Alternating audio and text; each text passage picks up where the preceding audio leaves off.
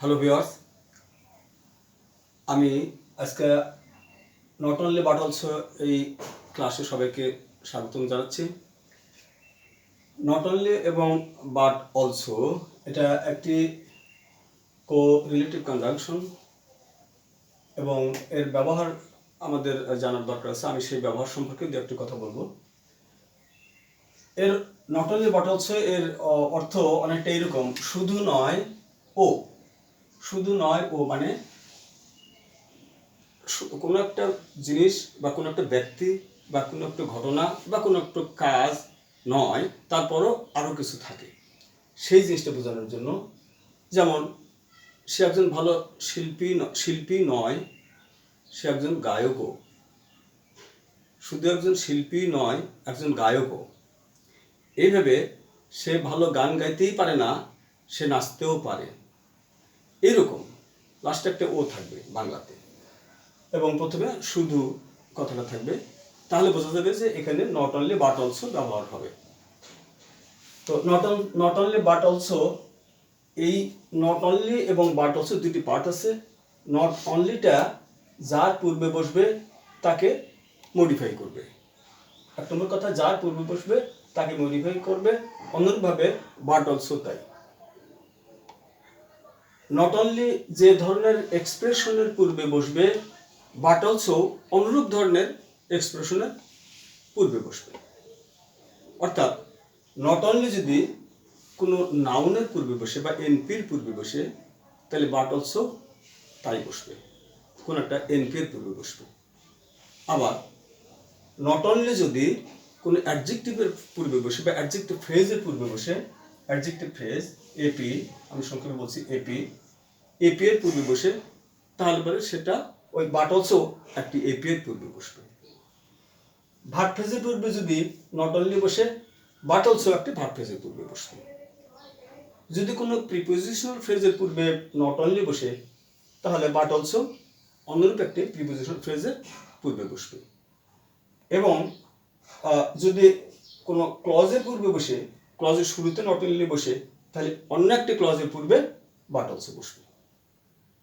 বাস, এই কয়েকটা হচ্ছে মূল বিবেচ্য বিষয়।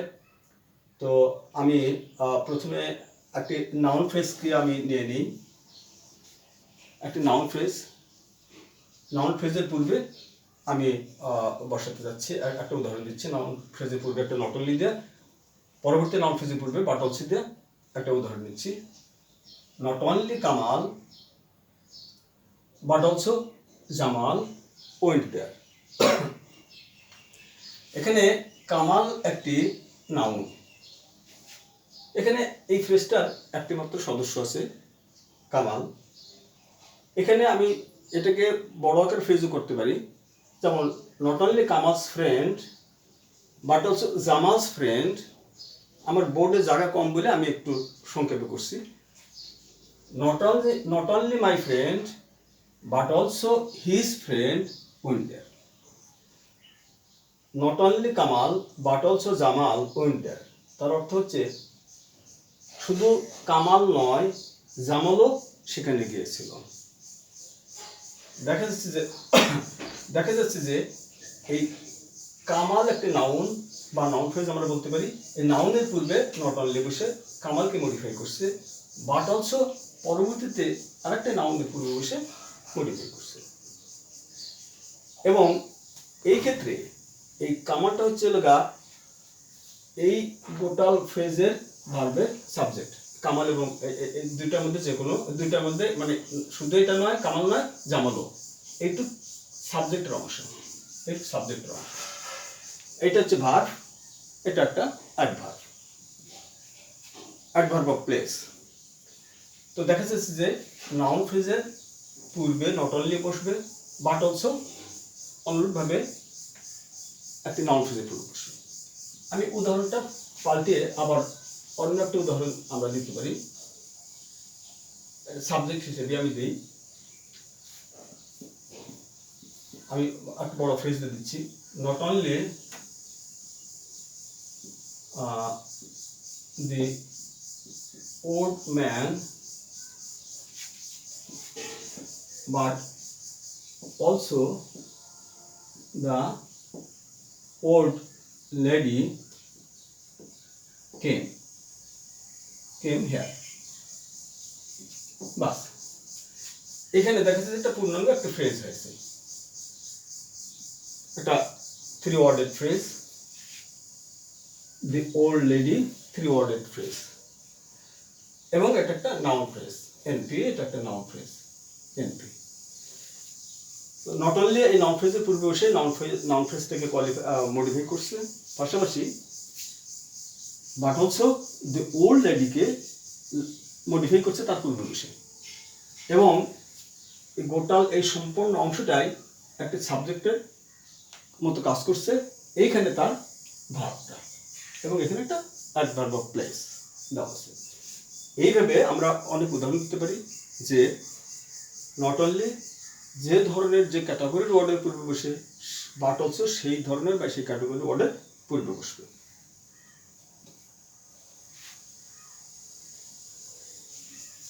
এবার আসা যায় অ্যাডজেক্টিভের পূর্বে বসেও মডিফাই করতে পারি। It is not only good but also excellent, but also excellent, but also excellent. It is not only good, not অনলিটা বসছে একটা অ্যাডজেক্টিভের পূর্বে, বাট অলসো পরবর্তী একটা অ্যাডজেক্টিভ এক্সেলেন্ট তার পূর্বে বসছে। এইভাবে আমরা অ্যাডজেক্টিভের পূর্বে নট অনলি দিয়ে বাট অলসো অন্য একটা অ্যাডজেক্টিভের পূর্বে দিয়ে একটি বাক্য গঠন করতে পারি। It is not only good but also excellent, এটা শুধু সুন্দর শুধু ভালোই নয়, হ্যাঁ চমৎকারও, লাস্টে একটা ও থাকবে, চমৎকারও অ্যাডজেক্টিভ ফ্রেজ গেল। এরপর verb phrases, he not only works hard but also takes rest, সে শুধু কঠিন শ্রমই দেয় না বা কঠিন পরিশ্রম করে না, সে বিশ্রামও নেয়, ও আছে। হি not only works hard but also takes rest, এখানে সাবজেক্ট হচ্ছে হি, নট অনলি হচ্ছে আমাদের সেই নট অনলির বাট অলসোর নট অনলি পূর্বের পার্ট অংশটা, এবং বাট অলসো এখানে আছে, তারপর আবার একটা ভাব করছে, এটা একটা ভাব phrase, works hard tax rest, এটা একটা ভাব ফ্রেজ। অর্থাৎ এই ভার্ব ফ্রেজের পূর্বে নট অনলি বসছে, আবার এখানে ভার্ব ফ্রেজের পূর্বে নট অনলি বসছে, আর বাট অলসো বসছে।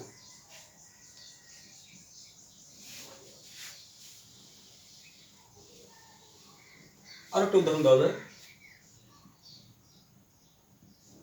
We not only ate rice but also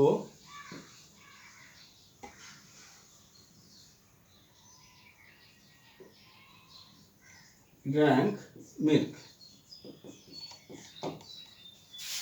We not only বসছে কার পূর্বে, এট ভার্বের পূর্বে বসছে, এবং দ্বিতীয় একটি ক্লজ হচ্ছে এখানে হচ্ছে লগা বাট অলসো, এই বাট অলসোটা এই ড্রিঙ্ক ভার্বের পূর্বে বসছে। এটা হচ্ছে ভার্ব, ড্রিঙ্ক একটা ভার্ব, পাস্ট টেন্স, যেহেতু এখানে এট দিয়েছি ওখানে আমি ড্রাঙ্ক দিয়েছি, এবং দাঁড়ালে কি, we not only ate rice but also drank milk. এভাবে অনেক উদাহরণ দেওয়া যেতে পারে। আমরা শুধু লক্ষ্য করছি যে ভার্বের পূর্বে যদি নট অনলি বসে, বাট অলসো অন্য একটা ভার্বের পূর্বে বসে, একটা ভার্ব ফ্রেজের পূর্বে যদি নট অনলি বসে, অন্য একটা ভার্ব ফ্রেজের পূর্বে বাট অলসো বসবে। আমরা যদি কল্পনা না, এটা আমরা ধরে নিই যে এটা একটা ভার্ব ফ্রেজ ভিপি, এটা একটা ভিপি হিসেবে গণ্য করা যায়, যেহেতু ইট ভার্বের অবজেক্ট এটা, ড্রিঙ্ক ভার্বের অবজেক্ট হচ্ছে মিল্ক, এবং অবজেক্টের সাধারণত ভার্ব ফ্রেজের আওতায় যায়, সকল অবজেক্ট ভার্ব ফ্রেজের আওতায় যায়। সুতরাং এই গোটালটা মিলে একটা ভার্ব ফ্রেজ, এটা গোটালটা মিলে একটা ভার্ব ফ্রেজ হয়ে গেছে। তার বোঝা গেল যে ভার্ব ফ্রেজের পূর্বে, আমি কিন্তু ভার্ব ফ্রেজ লিখছি এই জন্য আমি সম্পূর্ণকে ইনক্লুড করলাম, অবজেক্টটাকে ইনক্লুড করলাম ভার্বের সাথে।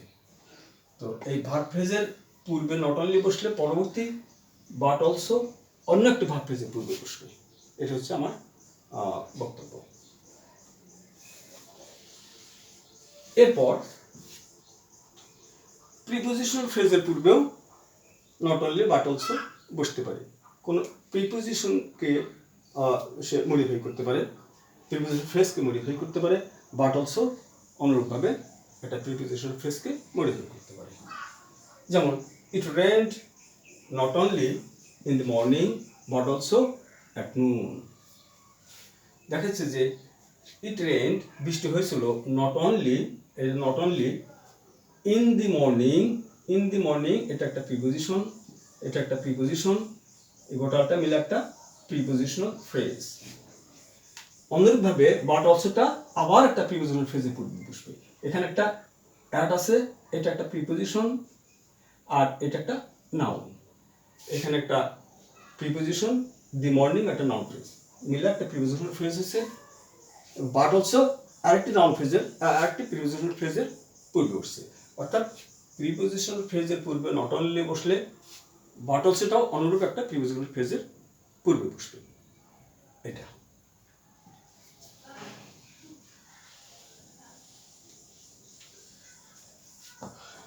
এখন ক্লজের ক্ষেত্রে যদি ক্লজের পূর্বে নট অনলি বসে, এটা একটু খুব গুরুত্ব বুঝতে হবে যে যদি ক্লজের পূর্বে নট অনলি বসে, এখানে ক্লজের পূর্বে বসেছিল বাট সেটা একটা সাবজেক্টকে মডিফাই করছে, কিন্তু ক্লজের পূর্বে বসে যদি ক্লজটাকে মডিফাই করে সেই ক্ষেত্রে ভার্বের ইনভার্সন হবে, সেই ক্ষেত্রে ভার্বের ইনভার্সন হবে। নট অনলি বিষয়টা এরকম হলে হতো, যেমন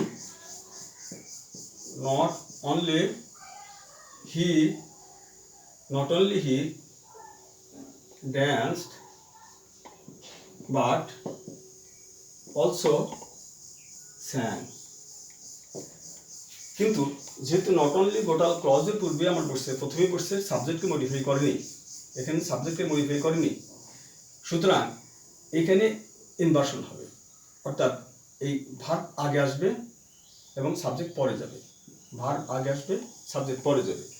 যেহেতু একটা মেন ভার্ব আছে, যেহেতু এখানে একটা মেন ভার্ব আছে, কাজেই মেন ভার্ব আগে যেতে পারে না, সেখানে ইম্পোর্ট করতে হবে একটি অক্সিলারি ভার্ব, একটা অক্সিলারি ভার্বকে ইম্পোর্ট করতে হবে। এবং সেই অক্সিলারি ভার্বটা হচ্ছে কি, হতে পারে ডু, ডাজ, ডিড। যদি মেন ভার্বের জন্য আমি ব্যবহার করি, কোনো অক্সিলারি নিয়ে আসি, তাহলে সেটা হবে ডু, ডিড, ডাজ। আর যদি এমনি যদি বি ভার্ব থাকে, am, is, are, was, were থাকে, তাহলে কোনো সমস্যা নেই, শুধু অক্সিলারিটা আগে যাবে, সাবজেক্ট আগে যাবে।